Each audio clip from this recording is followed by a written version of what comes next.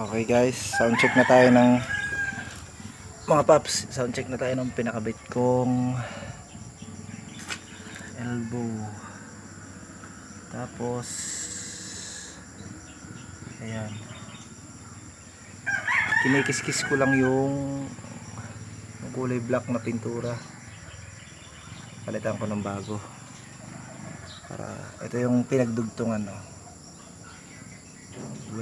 Weld ba yan? Sound check natin, ha.